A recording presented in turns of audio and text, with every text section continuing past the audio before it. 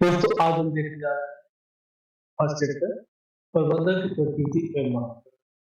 तो दोस्तों हम लोग स्पष्ट समझेंगे nature and signification of management. किसी भी सेक्टर में, किसी भी कंपनी में फर्स्ट होता है प्रबंधन। बिना प्रबंध किसी भी सेक्टर में या किसी भी कंपनी में या किसी भी ऑर्गेनाइजेशन में हम लोग उसका व्यवस्थित नहीं कर सकते हैं। तो प्रबंधन होता क्या है? प्रबंधन संस्था के लक्ष्य को प्राप्त करने के लिए जो उद्देश्य रहता है, में सभी का उद्देश्य रहता है लाभ कमाना। तो उस उद्देश्य को देखते हुए कंपनी में नियोजित और हर एक प्रकार से व्यवस्थित कार्य जो होता है उसको हम लोग कहते हैं प्रबंधन। जो भी नियंत्रित कार्य के द्वारा हम लोग करते हैं उसको बोलते हैं प्रबंधन। तो दोस्तों प्रबंधन हम लोग समझेंगे प्रबंधन क्या होता है। तो प्रबंधन एक कला भी है और एक साइंस भी है। तो इसका डिटेल हम लोग आगे देखेंगे। तो आगे चैप्टर में देखेंगे प्रबंधन क्या है। प्रबंधन दूसरे व्यक्तियों से कार्य कराने का एक कला है। प्रबंधन जो कि होता है एज अ मैनेजमेंट। एक कंपनी में प्रबंधन होना नेसेसरी है। इसी से हम लोग जान सकते हैं कि प्रबंधन बहुत इंपॉर्टेंट रोल निभाता है। प्रबंधन दूसरे व्यक्तियों से कार्य करने का कला क्या है दोस्तों? कार्य करने का यह कला है।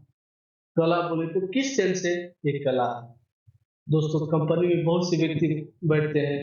आप देखते होंगे low level, mid level and top level. तो जो 3 लेवल है कंपनी का, लेवल जो है उस लेवल के द्वारा मीन्स जो टॉप लेवल है वो सेकेंड लेवल को अर्थात मिडिल लेवल को, और जो मिडिल लेवल है थर्ड लेवल पे डिपेंड रहता है, एक दूसरे पे डिपेंडेंट है। और जो टॉप लेवल है वो नीचे वाले मीन्स मिडिल और लो लेवल व्यक्तियों से इजी से काम करवा लेता है, और जो भी कार्य करवाता है उस कार्य को हम लोग कहते हैं एक प्रबंधन। दोस्तों हम लोग देखते हैं कि प्रबंधन की अवधारणा क्या है, उसका कॉन्सेप्ट क्या है। तो हम लोग यहाँ पे स्पष्ट देखते हैं कि प्रबंधन का एक सोचने का आपका थिंकिंग क्या है। तो जो भी हम प्रक्रिया करते हैं प्रबंधन कार्यों के बीच जो अंतर होता है, जो अंत संबंध होता है मीन्स जो प्रक्रिया मीन्स प्रोसेस, प्रोसेस बोले तो एक दूसरे कार्यों के बीच में अंत संबंध, संबंध जो होता है उसे हम लोग बोलते हैं प्रक्रिया। प्रक्रिया होने के बाद वो प्रभाव प्रभावशीलता की ओर प्रोसेस जाता है मीन्स अवश्य समय में दिए गए कार्य को पूरा करना। जो भी कार्य हम लोग देते हैं उसको समय पे पूरा करना, उसको बोलते हैं हम लोग प्रभावशीलता। न्यूनतम लागत में जो भी कार्य हम सही समय पे पूरा करवा लेते हैं उसे बोलते हैं हम लोग कुशलता। आप यहाँ दोस्तों आप समझ गए होंगे कि प्रक्रिया जो भी कार्य करता है उसको हम लोग बोलते हैं प्रक्रिया। प्रभावशीलता में समय के दरमियान जो भी कार्य कर लेना उसको बोलते हैं प्रभावशीलता। और जो कि कम लागत में, कम खर्च में और उसे अच्छी तरह से काम करवा लेना उसे बोलते हैं कुशलता। और इन सभी को मिलाकर हम लोग बोल सकते हैं एज अ मैनेजमेंट। जो भी कार्य होता है इन सभी को मिलाएंगे तो ये एक अवधारणा हो जाता है मैनेजमेंट। दोस्तों यहाँ पे अभी हम लोग देखे थे सेम उसी चीज को हम लोग एक बार फिर से रिपीट करते हैं कि जो भी कार्य है, जो भी गोल है, जो भी एम है वो टाइम फ्रेम के अंदर कार्य कर लेना, ठीक है, उसको बोलते हैं प्रभावशीलता। और कुशलता बोले तो मिनिमम कॉस्ट में कम से कम खर्च में उसे सही टाइम पे कर देना, उसे बोलते हैं हम लोग कुशलता।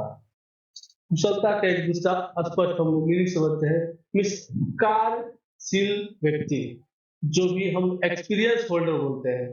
तो एक्सपीरियंस होल्डर ही एक कुशल व्यक्ति होता है। तो इस तरह हम लोग समझ सकते हैं कि कॉन्सेप्ट ऑफ मैनेजमेंट। देन आपका प्रबंधन की विशेषता क्या है? Characteristics of management. दोस्तों ये बिना आपका प्रबंधन अधूरा हो जाता है। अर्थात हम लोग देखेंगे कि इसका क्या-क्या विशेषता है। तो इसका पहला पॉइंट है गोल ओरिएंटेड, मीन्स लक्ष्य प्राप्ति। देन आपका सर्वव्यापी कार्य। देन थर्ड पॉइंट है बहुआयामी, अर्थात मल्टी डायमेंशनल। फोर्थ आपका है कंटिन्यूअस प्रोसेस, निरंतर प्रक्रिया। ग्रुप एक्टिविटी, सामूहिक क्रिया। डायनेमिक फंक्शन, गतिशील कार्य। इंट्यूजेबल फोर्सेस, अमूर्त। देन आपका हिरार्की ऑफ अथॉरिटी। दोस्तों हम लोग देखते हैं यहाँ पे कितना पॉइंट है, 8 पॉइंट। तो इस 8 पॉइंट पे हम लोग ध्यान देंगे क्योंकि इसका मुख्य विशेषता यही है। तो हम लोग फर्स्ट देखेंगे गोल ओरिएंटेड, मीन्स गोल। गोल मैंने सब लोग आप समझ रहे होंगे, आपका एज अ गोल, आपका एज अ मोटो, आपका एज अ एम क्या है। प्रबंधन का लक्ष्य, उद्यम कुछ निर्देश, इस लक्ष्य को प्राप्त करना है इसका मेन गोल होता है। एक उदाहरण से हम लोग समझते हैं कि कंपनी स्टार्ट होता है, तो कंपनी स्टार्ट होता है तो उसमें उसका क्या मेन उद्देश्य होता है, उसका मेन उद्देश्य होता है प्रॉफिट। आप पढ़ाई कर रहे हैं दोस्तों, आप पढ़ाई कर रहे हैं, रीडिंग कर रहे हैं, ठीक है। तो रीडिंग में आप बहुत सारा पढ़ते हैं, मान के आप एमबीए किए, पीएचडी किए, जो भी फलना चिल्ला बहुत सारा आप डिग्री कर लिए, लेकिन उस डिग्री का लक्ष्य मेन होता है लाभ।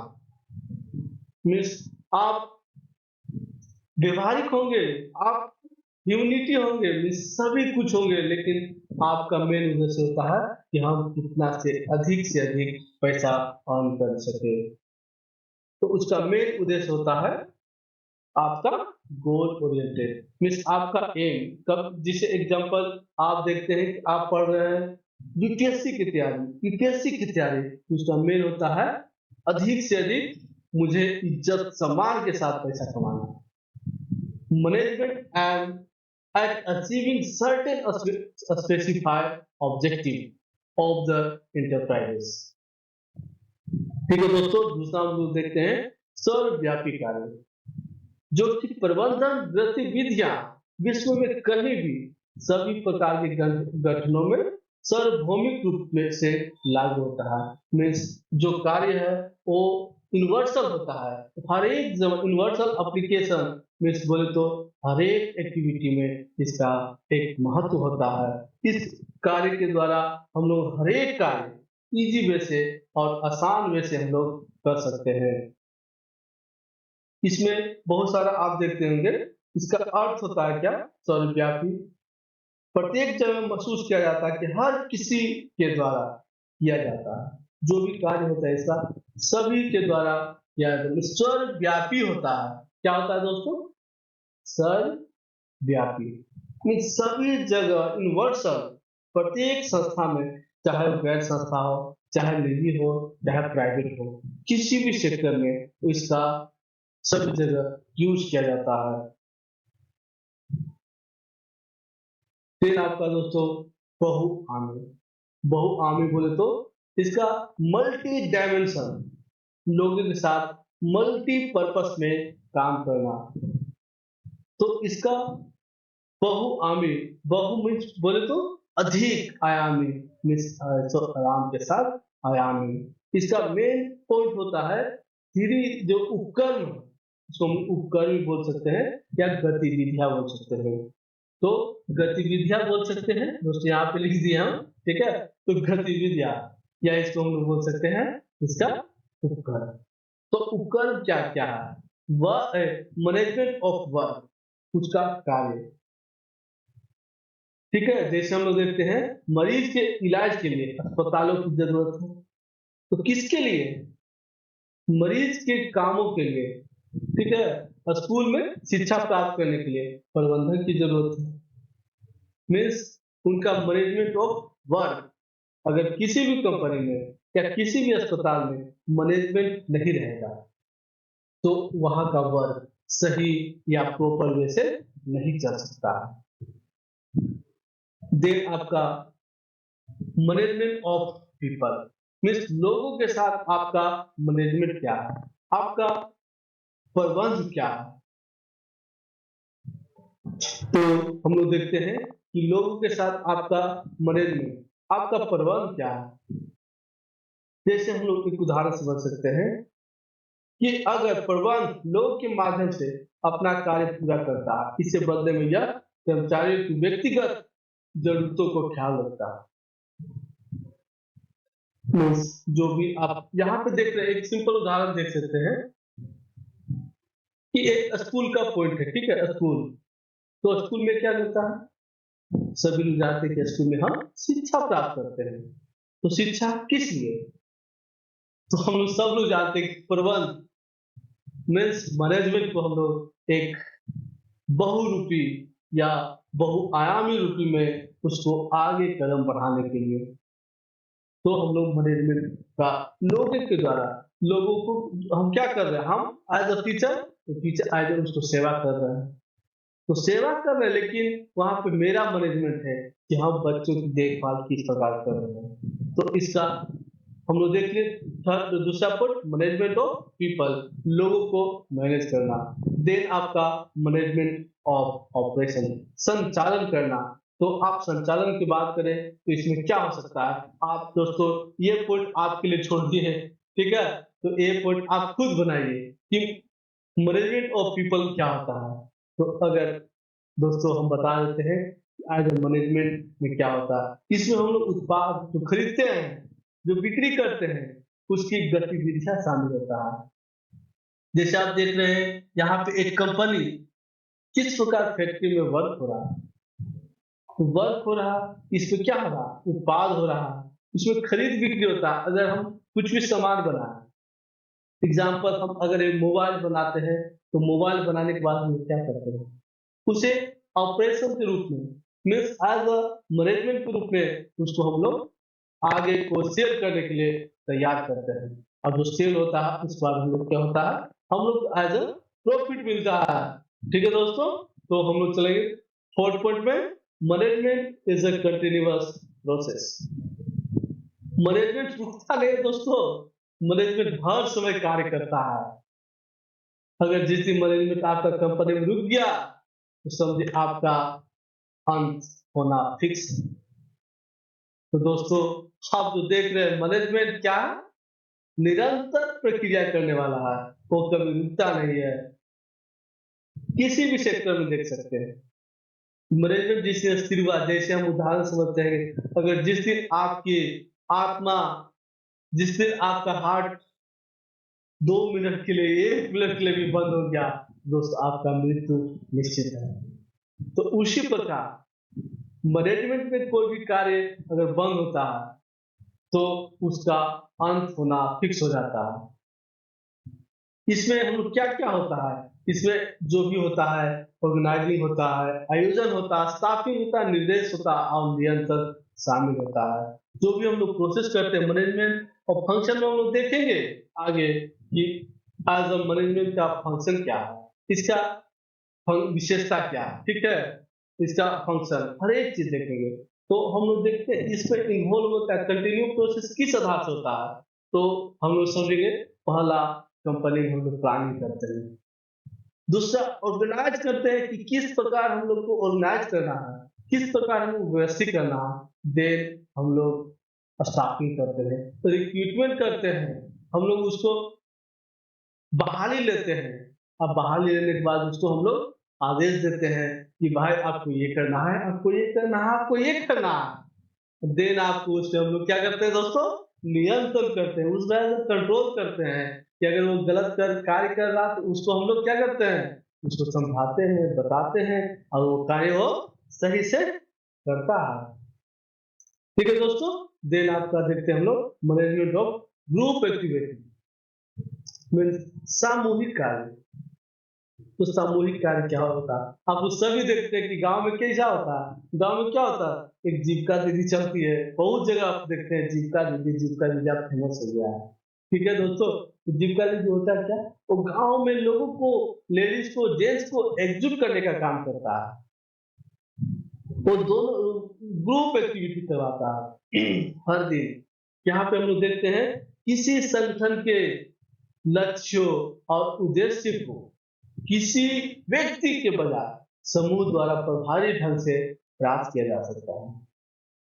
जो भी कंपनी का उद्देश्य होता है प्रॉफिट, जो भी प्रॉफिट होता है दोस्तों, तो प्रॉफिट में हम लोग क्या करते हैं, एज अ लाभ कमाते हैं। तो कंपनी का मेन उद्देश्य होता है लाभ कमाना। तो दोस्तों मेन उद्देश्य क्या होता है उसका, लाभ कमाना। और वो सामूहिक ग्रुप के द्वारा वो ऑटोमेटिक एक्टिविटी करता है, और एक्टिविटी करने के द्वारा वो ग्रुप के द्वारा समूह से वो पैसा उठाता है और लाभ कमाता है। जैसे एग्जाम्पल हम सुनते, अगर कंपनी मेरी एक मोबाइल कंपनी है, तो हम लोग सिंपल एक दूसरे को वन बाय वन बेच सकते हैं। लेकिन अगर उसी चीज को ग्रुप में देते हैं, तो ग्रुप में एक साथ वो एक नहीं बल्कि हजारों मोबाइल बिक सकता है। तो दोस्तों हम लोग ग्रुप एक्टिविटी समझे? अगर नहीं समझे हैं तो कमेंट में जरूर लिखें, क्योंकि उसका जवाब आपको जल्द मिलेगा। तो रुकेगा नहीं, आप देखेंगे कि जो भी क्वेश्चन आप लिखते हैं कमेंट में, जो भी क्वेश्चन आप मेरे कमेंट सेक्शन में लिखते हैं, वो जरूर आपको क्वेश्चन का आंसर मिलेगा। तो दोस्तों हम लोग 6 पॉइंट देखते हैं। Management is a dynamic function. Management क्या करता है, एक नहीं वो डायनेमिक फंक्शन कार्य करता है, गतिशील कार्य करता है। तो मैनेजमेंट क्या है दोस्तों, गतिशील कार्य करता है। तो किस कारण, मतलब किस बेस पे, तो हम लोग देखते हैं मैनेजमेंट के सिद्धांत सभी स्थितियों में स्थिर नहीं होते हैं। इसे संगठन की बदलती जरूरतों के अनुसार अपनाया जाता है। ठीक है, वो संगठन हर समय चेंज होता है और हर एक समय उसके अनुसार से वो मॉडिफाई होता है। तो उसके अनुसार हम लोग देखेंगे कि सामाजिक कार्य में, आर्थिक कार्य में और राजनीतिक कार्य में ये हर समय गतिशील होता है, और उसके अनुसार ये मॉडिफाई होते रहता है और फंक्शन चेंज होते रहता है, जो भी पूछे इसके अनुसार। Management is invisible. अब बोलते हैं मैनेजमेंट इज इनविजिबल, मीन्स अमूर्त है। क्या दोस्तों, मैनेजमेंट इज इनविजिबल, अमूर्त है। इसमें हम लोग देखते हैं क्या, इसकी उपस्थिति संगठन के परिणाम से स्वरूप होती है, अर्थात लाभ में वृद्धि होती है। जो भी कार्य होता है इसमें देखा जाता है कि प्रॉफिट कितना इंक्रीज हुआ, एज अ रिजल्ट मुझे कितना मिला। तो इस सभी लक्ष्य को हम लोग इसे पूरा करते हैं। और हर एक समय जैसे आप देखते हैं, यहाँ पे आप देख रहे हैं कि जो भी इसका रिजल्ट है, इसका परिणाम है, हर समय लाभ ही लाभ होता है, और इसकी उपस्थिति में संगठन का परिणाम हर समय। दोस्तों ऑब्जेक्टिव ऑफ मैनेजमेंट, मैनेजमेंट का ऑब्जेक्टिव क्या है? तो मैनेजमेंट का उद्देश्य क्या है दोस्तों, हम लोग सब समझते हैं कि मैनेजमेंट का उद्देश्य बहुत कुछ है। तो इसमें हम लोग 3 टाइप ऑफ मैनेजमेंट का उद्देश्य देखते हैं, संगठनात्मक उद्देश्य, सामाजिक उद्देश्य, व्यक्तिगत उद्देश्य। 3 पॉइंट से हम लोग देखते हैं कि ये संगठनात्मक ऑर्गेनाइजेशन बेस पे इसका उद्देश्य क्या है, सामाजिक बेस पे इसका उद्देश्य क्या है, और व्यक्तिगत में इसका उद्देश्य क्या है। तो इन सभी बातों को हम लोग देखेंगे। फर्स्ट देखेंगे कि ऑर्गेनाइजेशन। तो ऑर्गेनाइजेशन हम लोग देखते हैं कि ऑर्गेनाइजेशन में क्या होता है। तो ऑर्गेनाइजेशन में, संगठन में उद्देश्य इसका होता है कि किसी भी कार्य को संगठनात्मक रूप में कार्य करना। उसका मेन उद्देश्य है कि संगठन को संगठनात्मक कार्य के द्वारा उसका हर एक कार्य होना। इसका बहुत सारा उपकरण है, बहुत सारा नाम है।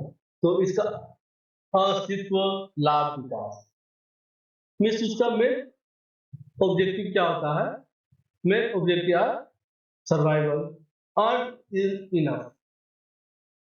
मीन्स जो भी इसका पॉइंट होता है कि अधिक से अधिक पर्याप्त राजस्व अर्जित करना, अधिक से अधिक यानी मन लाभ कमाना।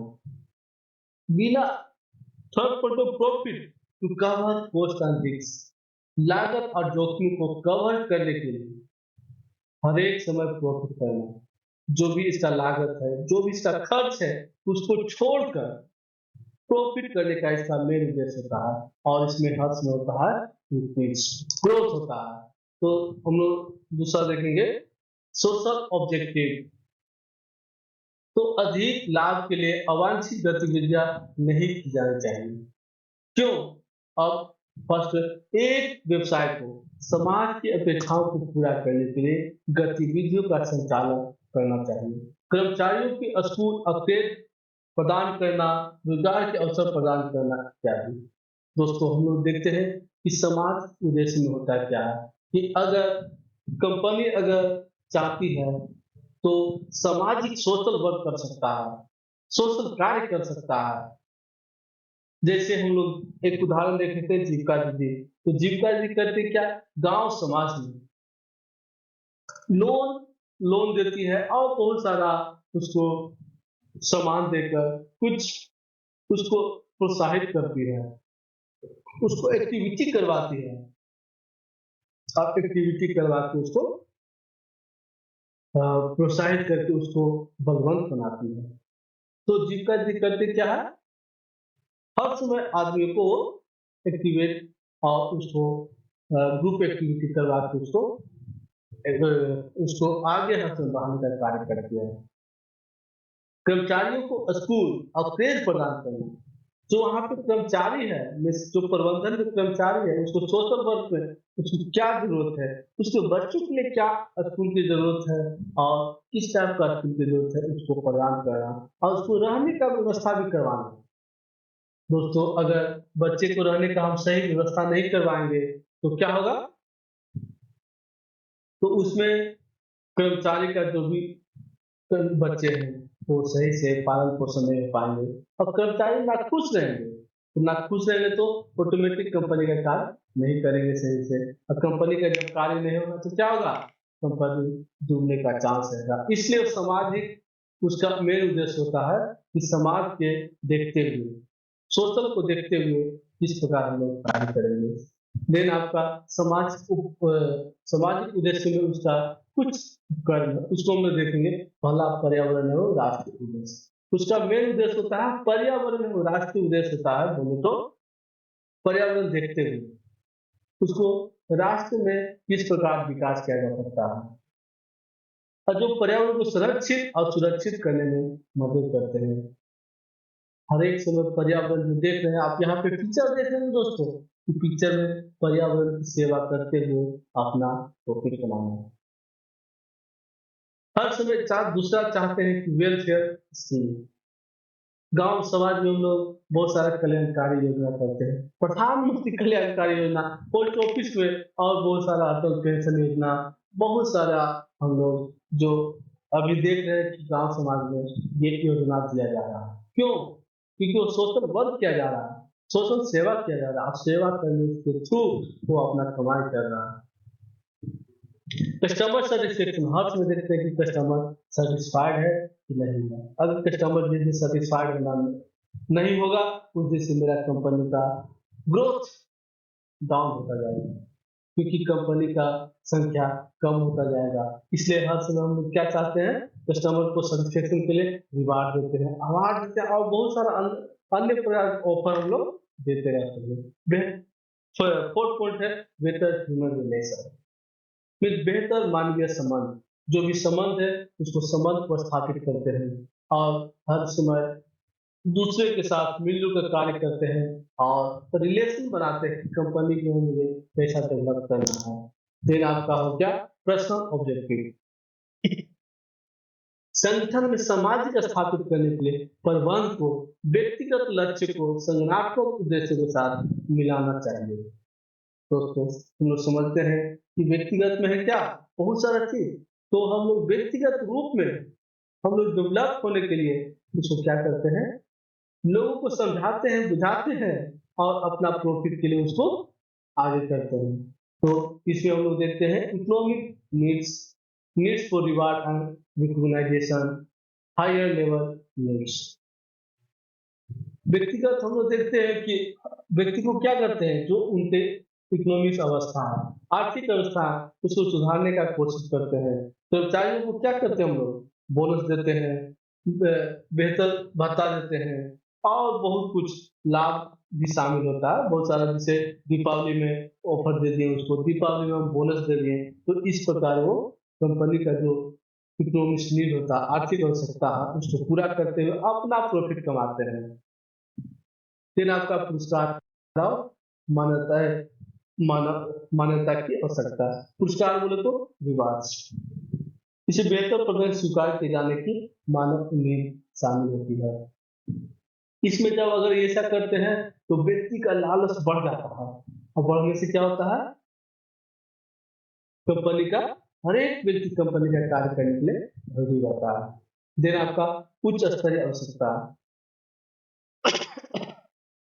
जो भी होता है उच्च स्तर, इसमें व्यक्तिगत विकास के लिए बेहतर पाने की इच्छा होता है।